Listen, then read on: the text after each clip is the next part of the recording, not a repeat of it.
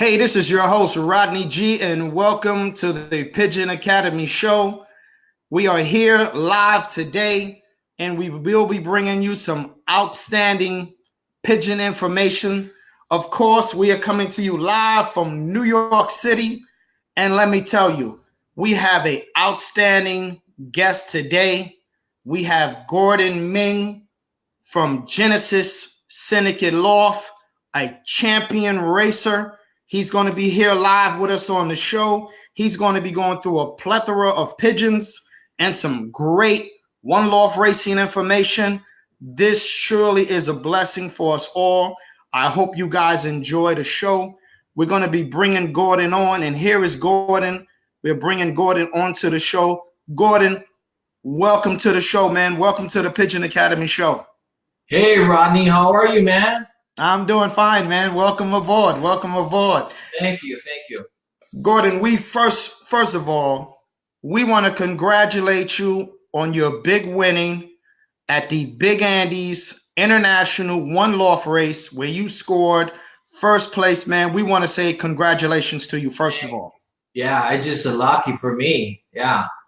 Oh, man, it seemed like you were more than lucky, man. Can you tell the audience about this experience, man? What did you experience? Matter of fact, where were you that day when you heard the results? First of all, let's start there. Well, the result, I was working that day, and my good friend Steve Furlong texted me, say, hey, congratulations. I'm like, wait a minute, what's going on here? Because for the night before they basket the birds, I only have a 2 on the final basketing. So I'm like, this chance gonna be really low. So wow. I don't have a big hope on that bird. Wow. Because the number, it's not like they're bad bird, only because the number, okay? Okay, so you only had 2 birds against all those fanciers. Let me tell you. A lot of big fanciers like American Dream Loft was over in that race. Gannis Family Loft, Adu. You had Jelly Rosier actually had birds in that race. That was the big race, the big spring race, man. Yeah, so I was like, okay, wait a minute. So 2 birds in the final, and then we'll see. Okay, second day, next morning, I not really pay attention until my friend told me. I'm like, oh, it's the equal first on the drop. Wow, I'm like, that's a lucky day. That's a lucky day. I just go back to the my breeding record and see what bird bred that champion bird. Oh man, it's also a second average speed. I was excited. I'm so sure nice to have that bird. Yeah. That was fantastic, man. We were promoting the race all week. And we were bringing out the list of all the different fanciers in the race. Yeah. The level of competition. We mentioned you, of course, being one of the top champion racers here in the United States. And it just was a plethora of racers that, I mean, it was a toss-up. Anybody could have won that race. But I knew for a fact, I said, only the best pigeon is going to win this race today, you know? Yeah. I was coming in fourth on the 2017, and that's an equal first, and I think a 4 bird on the drop, and I was one of them. And the second years was early 2018. I was on the 4th too. Right. This year was on the first drop, but it's the first one in the clock because everyone was curious what bird. What is the parents bred that bird? I do have the parents here today. If you want to take a look and share with everyone, you know, I can show you here. As beautiful parents. Okay, let's go into that. What family of birds was it that topped that race? The side is the Lulu Clausen. It's from Saki's. It's an import bird. Look at this one. Oh, beautiful. Look at this one. It's a beautiful cock. It is beautiful. And this is the bird that bred the first place winner. Yeah, That's a father. That's a father. Beautiful bird. Let me show you the mom. The mom is it's a Rick Coos, Gabby Vanderbilt, Rick Coos, and it's a strong hen. It's a strong hen, and very nice muscle. That's a mom. Yeah, she's beautiful. Blue bar. Yeah. Yeah, look at that. Beautiful. Very strong. Very strong. Because at one point I thought this one was a cock, but ended up it's a hen. Very beautiful. Very nice. Very nice. Yeah. So Gordon, going back into some history at Big Andy's. Yeah. We see that you scored in 2017. You actually scored 4th place. Yeah. And in 2018, you scored 4th place again at the Big Andy's. I have the mom for the silver one for the 2017. That's mom. Let me show you. Oh, we're gonna get a chance to see that bird today? Oh yeah. Oh, outstanding, outstanding. Nothing hiding, okay? No secret. It's all here. This is a beautiful hen that we she bred the equal first of 2017 Big Andy. Ah, so that's this bird here. Yeah. Let me see if we that's can the mother. That's the mother of that bird. Oh, let me see if we can pull up the picture of this bird here. So this is the mother of that bird there, right? The silver. Yeah. Yep, that's the mother of the silver, also a silver. Oh wow, look at that. That's a Alfonso Claus. This is a beautiful bird. She's on the egg right now. Oh, okay, so she's breeding now. Oh yeah, she's breeding. Oh, she's gorgeous, man. Yeah, she's gorgeous. Body. And again, what family is she coming out of? Say that one more time. What family of pigeon is she coming out of? What is she? The silver one is a German import, Alfonso Claus. And half sister, I think, is called Oklahoma. It's a winner of World Ace Challenge. Okay. A few years back, I think it's 2011 or 2008. I can't remember. I have to go back to the pedigree. But this is German import, bred silver. Outstanding. Yeah. Beautiful pigeon. You know, we see beautiful. That pigeon, we actually see that pigeon all over the internet, man. This pigeon is all over the internet. I've seen this pigeon in the Derby Arona site, and I'm saying to myself, well, I see this pigeon almost everywhere we go, man. This pigeon must be famous. And again, it comes back to Gordon Meng's loft, champion loft here, flying right out of Arizona. Gordon, we want to say thank you for coming on to the show today and showcasing your birds and telling us about your great family of pigeons. We really appreciate you coming on today. Yeah. It's my pleasure. My pleasure, man. So now we're going to go, since the Big Andy's race, we finished with the Big Andy's race. Gordon, we see you also have been racing in the South Africa $1 million race. Tell us about some of your results that you had with the South Africa $1 million race this year. This year I had 2 daybirds, and one is a 93rd position, and the second one is a 264 position, which is I'm happy about it because it's only my second year participating in the $1 million race, competing with all the big names you can imagine. And the result, as I expected, is a good result for myself. You know, Right. You're not gonna win $1 million a night. You know, you're gonna be start from the bottom. And those birds are tough bird, hardy cougar, and they've been showing a nice result. And I bred them. The 93rd position, father side is hardy cougar. Mother side is from Ghana's South Africa bloodline. And Okay. combine them together, everything works great. Everything works good. And now we have a direction how to bred a South Africa bird at this moment. You know, it just give me a reference, good reference. Yeah, yeah. There appear the birds coming out of South Africa. A lot of people are having some great success with those birds, whether they're coming out of the Ganis Loft, and people are purchasing those birds at top dollar. Um, Gordon, tell us what are some of your favorite one loft races that you like to participate in? What are some of the one loft races you like to participate in? Some one-off race. Well, of course, I like Big Andy as a yearling race. Big Andy always have a good loft manager and good result for recent 3 years. Okay. And it's a good race, but you need to find the right bird to send it in because it's a yearling, also a speed race, fast on the final. And that's my number one favorite for now. And then the second one I like is Arizona Classic Derby.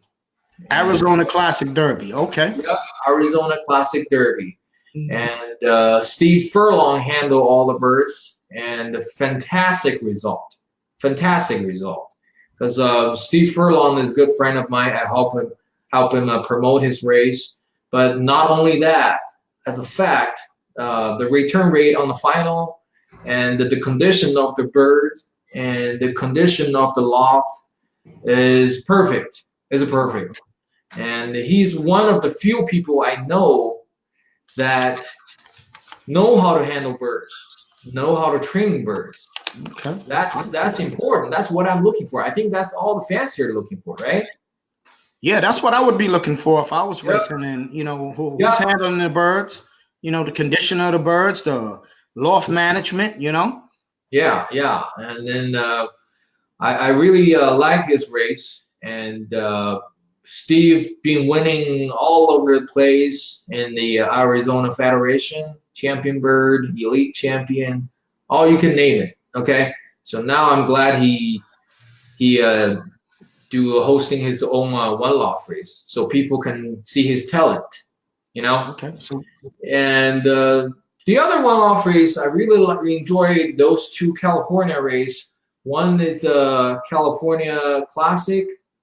I think is John Timberman. Okay. A good result, and I flying good in that race, and good event. Also, San Diego Holiday Cup. That's a good race. The San Diego Holiday Cup, right? Yeah, Steve Miner, and I was a 4 birds on the drop last year, and I really enjoy that race and keep my eyes on that all the time. Fantastic result. We're gonna talk about the San Diego Holiday Cup right after we ask you a little bit about the Nigeria Falls race. We understand you had some really good results just not too long ago in Nigeria Falls 2018. Can you tell the audience about the results that you had at Nigeria Falls? Yeah, I was on the young bird race. They start young bird race first, and the young bird race, I was 19th on the final. 19th on the final. Yeah, young birds, 19th on the final, and also that bird is 10th average speed as well. And the bird was on the auction right after the race, and I bought the bird back. And, really? That's a fantastic bird. No wonder they won the 19th. I can share with you that bird, and I'm sure you wonder how he looked like. And I'm going to show you that birds right now. Well, we're here with Gordon Meng from the Genesis Syndicate Loft, and he's actually going to be showing us his 19th place Nigeria Falls 2008 pigeon for that year. And here's the bird now. Yeah, I bought him back. It's a cock. It's a strong cock. Very strong. Beautiful bird. Outstanding. Yeah, beautiful bird. Nice cock. Very nice. And again, what family is he coming out of? He is I think half is Aridixtra and mixed with the Alfonso class. Okay, Alphonse Claus. Okay. That's a beautiful cock. Yeah. How has his offspring been doing for you? This is my first year breed him, and the baby come out really nice, super nice, super nice. I sent all his baby to one loft race. Maybe next time we had a video chat or something, I can tell you the result.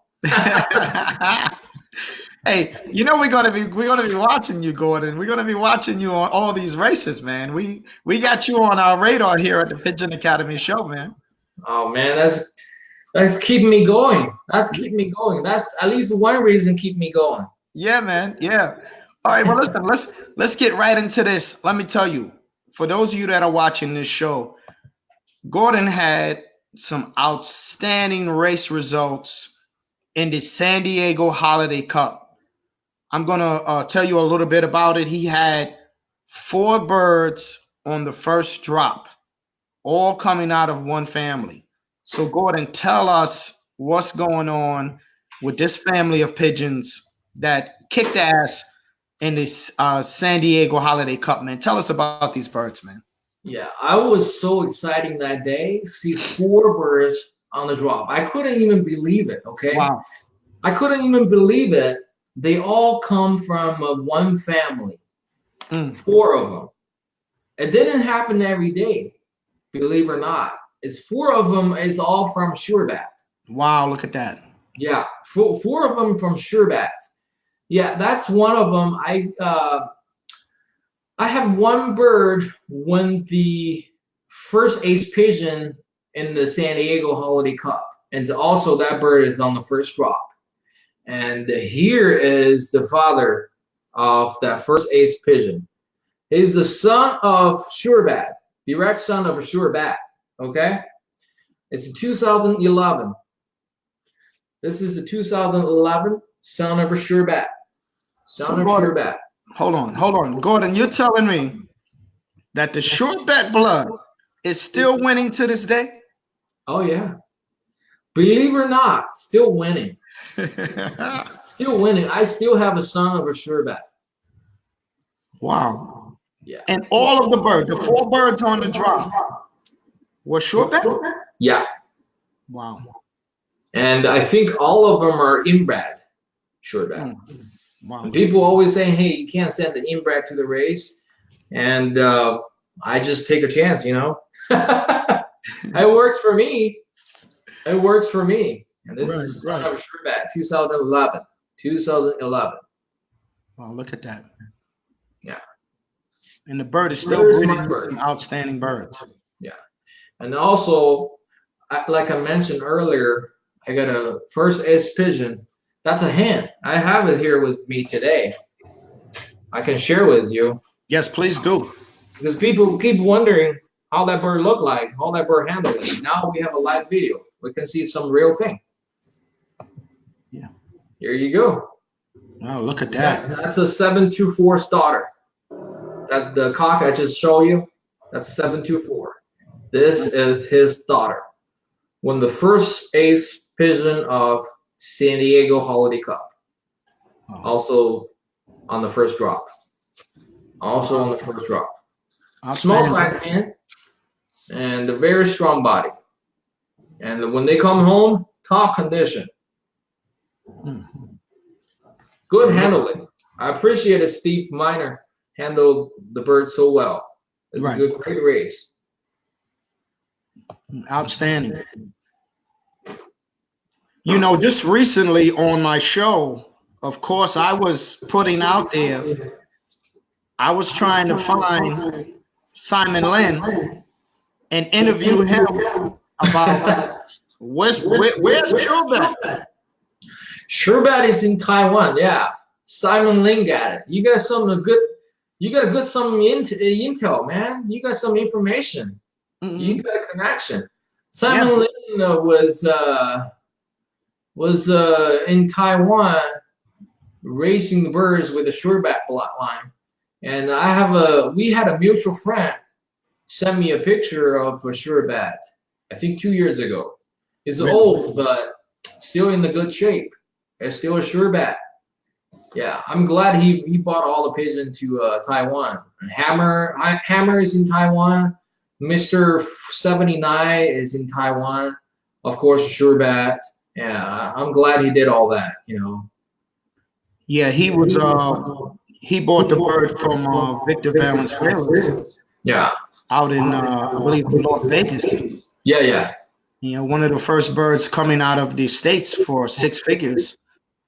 I've been following that story, and you're the closest thing to sure bet type of information with them winning as of this day, as the birds did in the San Diego Holiday Cup, having 4 of them on the drop. That's some outstanding results. Those birds are still winning, still quality, and that's a credit to you and to the birds that you have. Mhm. That's really nice. So a lot of people want to know a lot of different things about you and your birds. Here at the academy, when we saw the results, we were propelled to reach out to you. And I recently saw you had some results in the Derby Arona race. What's going on with you, man? You over there in the Derby Arona, also doing your thing, man? Tell us about some of the results you had in Derby Arona, man. What's going on? I was to try out my bird. That's a great race, and I've been watching that race for a while.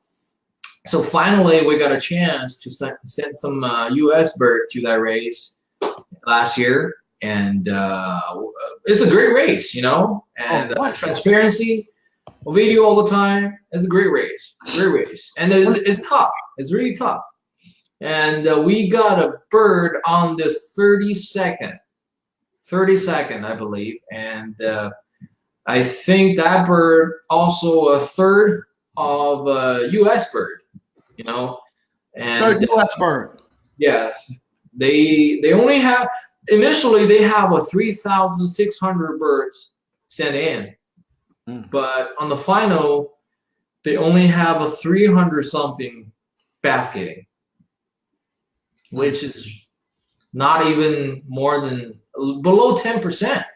That's freaking tough. That's a tough race, man. Wow. I'm telling you, that's a tough race. From the island, you're gonna transfer from one island to another island. Bird have to recognize this is not a correct island. We have to go to the next island. If you see the map, you will see from like jumping islands. The bird will get confused. Like, which island is my home? It's like the bird got to fly through miles of water. Yeah. And then that bird on the picture is father side average extra, and the mother side is Hardy Cougar. And I think the Hardy Cougar works really well for the tough one loft race, all the tough race. Okay. Yeah. And I'm happy with the result. It's my first year participate, actually. Wow, look at that. I'm happy with the result, and didn't win the big money, but at least on the top position, return on during the day. Compete and look at the level of competition. All of those international races there, man. Having a bird in third place coming out of your birds, that's quite of an achievement. Yeah, thank you.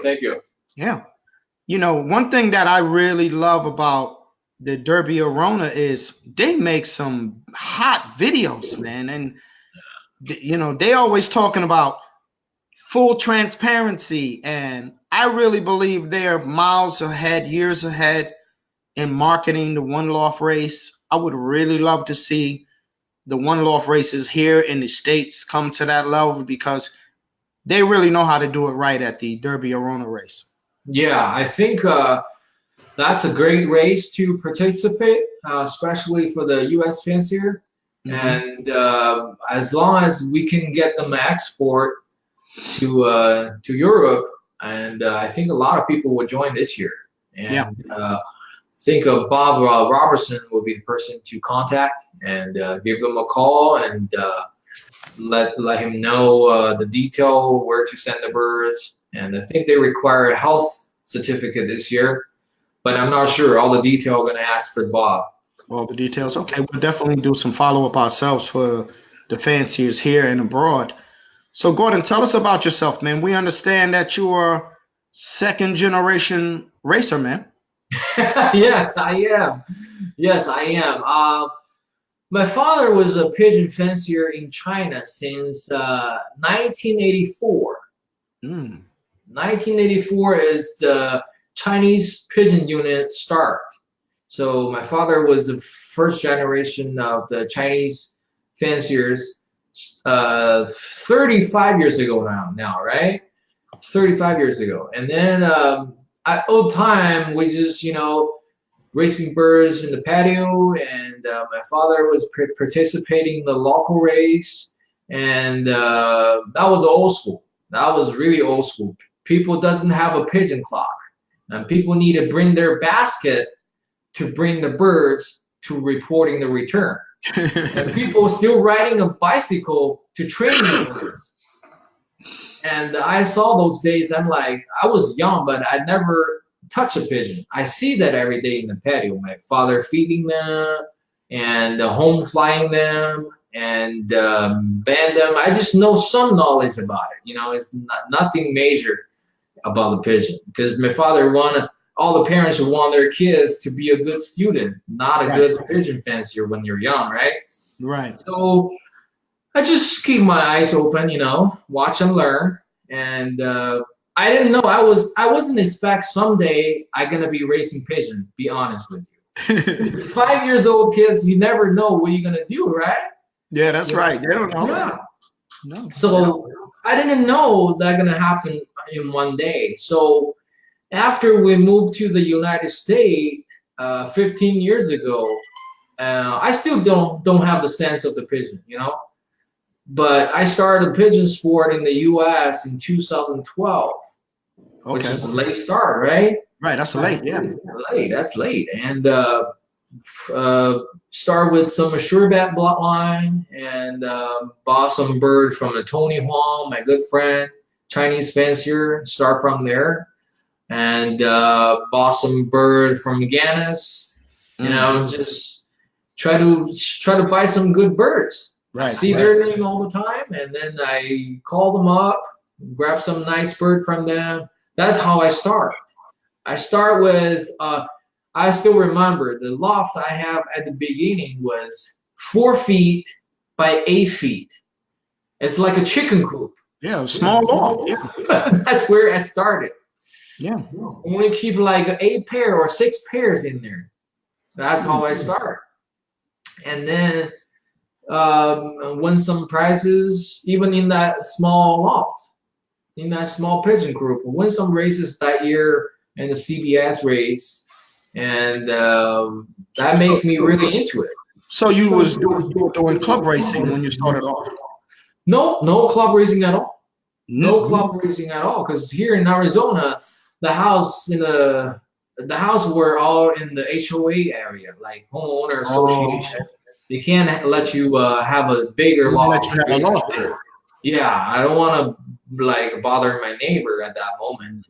So, but a couple years later, I feel like I really like the sport, enjoy the one loft race. So we bought bigger land and built a bigger loft, and you can saw from my picture that's a loft I have now, and it's much bigger. That's a 32 by 12 with aviary, and it's good for my birds. And I never race local, like you mentioned. I only participate in the one loft race because my work schedule is really tight, and I need to have more time for the family, also some time for my birds. So I just cut it. Only do one loft race, and one thing I can concentrate. Yeah. Well, you're doing some great concentrating, man. You got some great results out there, and I'm sure it's a pleasure for people to hear from you today. Yeah. So, Gordon, tell us, what would be some advice you would give a fancier when it comes to feeding pigeons? What would be some advice you would give? What would be your advice today? Advice, first of all, I can tell some information about one loft raised bird. If it's local club raise, probably I'm not an expert. Okay. But one-off raised bird, I do want to raise the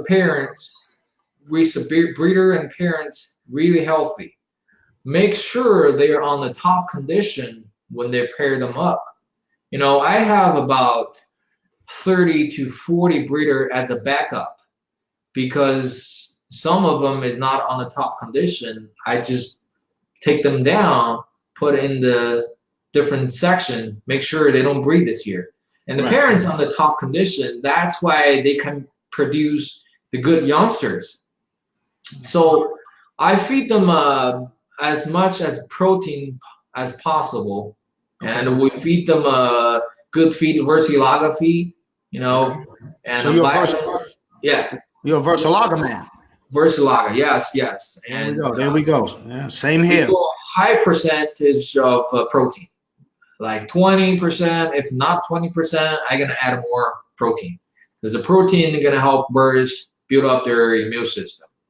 Excellent. And the young bird really need to have a strong immune system if you send to the one-loft race. Because one-loft race have all kinds of virus, disease, all kind of stress. That's why I want my young birds has the strong immune system. Okay. And a lot of grit and a lot of mineral. Make sure they had a mineral all the time. Enough vitamin in the water, and make sure they stay on the health, a top condition of health, and make sure the young bird can be separate from the parents and eating well and fly up and down from the perch, fighting for their perch. Okay, so let me ask you, once you wean them off, what are you looking for in those youngsters to choose them to go to the one loft? What are you looking for in those youngsters?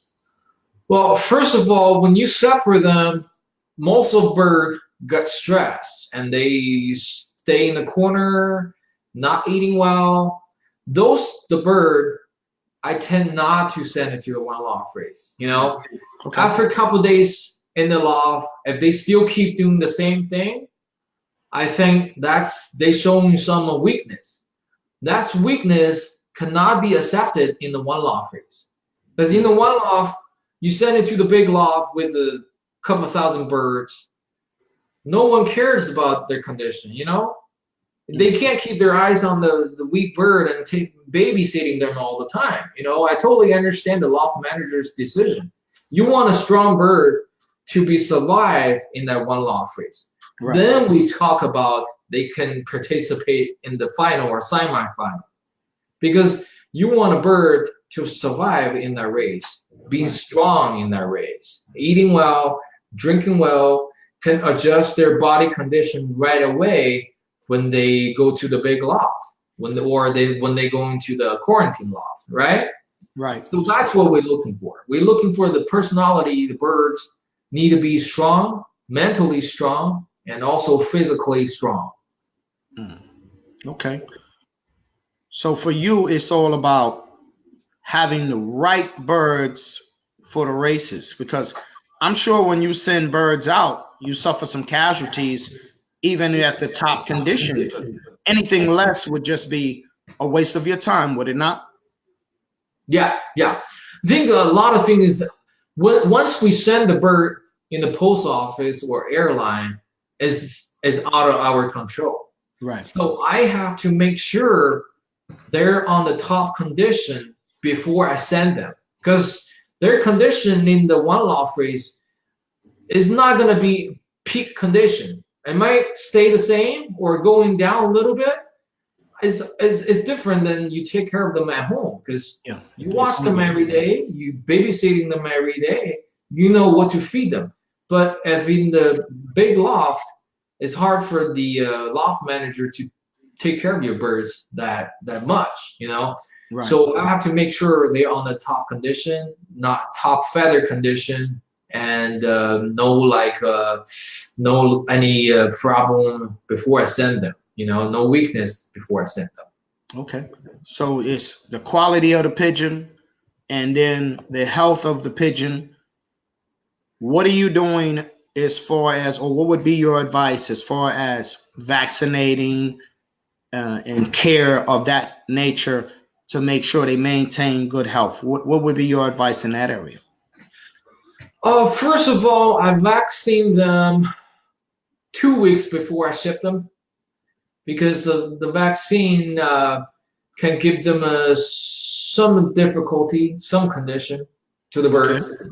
And we want to monitoring them, make sure they're okay after the vaccination, and also keep the bird health, make sure get some probiotic in the water, and they're going to help them on the digest system. Okay. Make sure they're eating well and not really stressed from the food or from any problem from the water. So probiotic is helpful, and I suggest give the birds every day. Now, you were telling me behind the scenes you try to stay as natural as possible. Yeah, because I don't like to give them a lot of medication, especially when the breeding season started, you know. And I do have some medication way before the breeding season. It's like a human, like when the human pregnant, you don't want to give the ladies antibiotic, all the bad stuff. They're gonna harm the baby. Same thing like the birds, right? Right. Okay. Right. So that's why I stay natural, and sometimes mix water with the garlic, and sometimes mix some apple vinegar, as you know, and that's how I keep them in good shape. You know, try to avoid the medication. If you find out the bird's really sick or not on the top condition, you better just let the bird take off right away. You know, take a break right away. Don't need a breeding that bird anymore. You know, the sick bird never gonna breed something nice. It's hard. It's so hard for them. You know. Yeah, I could imagine. With the birds going through all kind of metamorphosis with them molting and coming into maturity. These birds go through a lot. Yeah. Are you do you do the full PMV and all of those things that's in those criterias? Oh yeah, we do. We make sure the breeder has vaccine once a year, and the young bird definitely need a vaccine, and we do. We only do it once. Some people suggest do it twice, but I haven't tried it yet. Maybe they're right, but for me, I have like too many birds to vaccine, and I only do it once. To be honest. Yeah. So you got a lot of staff. You got a lot of staff working with you, Gordon. What are you doing? You're just working by yourself? Be honest with you, I only work for myself. Wow. Take care of all the pigeons. I have like about 80 pairs breeders on staff. I have about 40 pigeons, 40 breeders in the widowhood loft, and the prisoner, you know, is just a backup. And some youngsters, some returned youngster from the race. Also, some youngsters want to sell, and I take care of them all. And we have before I have some help, but you know, they just help me on the afternoon feeding. But now I do everything myself, and yeah, I've been doing good with that and so far, and I still need to cut down some breeders. Everybody have the same problem, right? Yeah. Everybody's got those problems. Let me tell you, we got one more question, Gordon, before we close off this show. What does the future hold for Gordon Meng and the Genesis Syndicate Loft? Your last 3 years and so forth have been outstanding. What should we expect from you in the near future? Okay. Thank you for the compliment. Okay. I just thinking I'm just a lucky guy, you know, and do the right thing. Thank you for the compliment. You're welcome, my friend.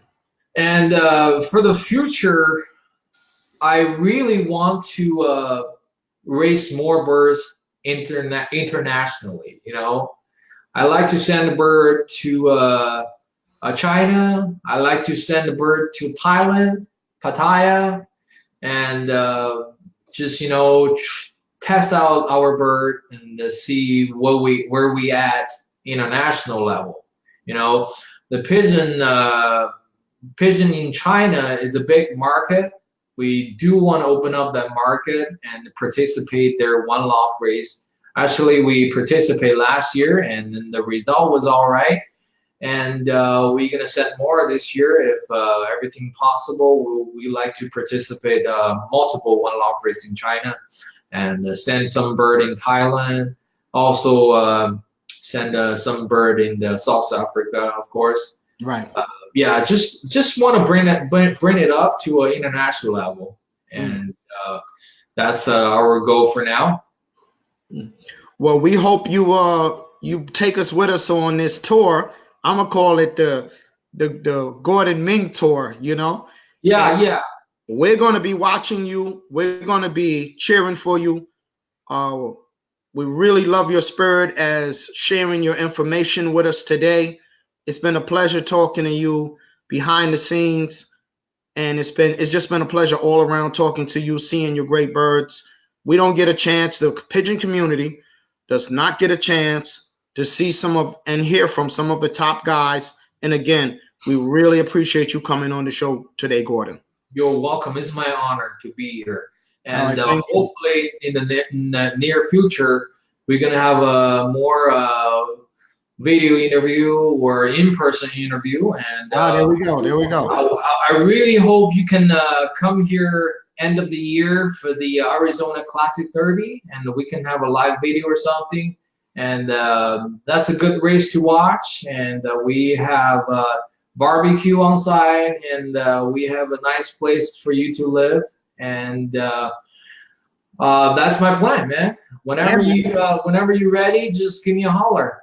I will. Hey, Gordon, where can the people follow you in the interim? Where can they follow you, or on your Facebook and so forth? Where can we follow you? Yeah, we have first of all, Facebook is number one. I was on the Facebook every day and watching pigeon news, involved with the pigeon community, and also we have a website, genesispigeon.com. There we go. Yeah, I don't upload that information all the time. You know, it's outdated. I need to update that very often. So, but now Facebook is first-hand information. Excellent. All right. Well, listen, Gordon, man, thank you for coming on. It's been a pleasure. We hope to see you soon. And again, we will be coming out to Arizona, joining you for those races out there, man. Can't wait. All right. Well, listen, man, we'll see you soon, Gordon. And thank you for being on the show today. All right. You take care. All right. Bless.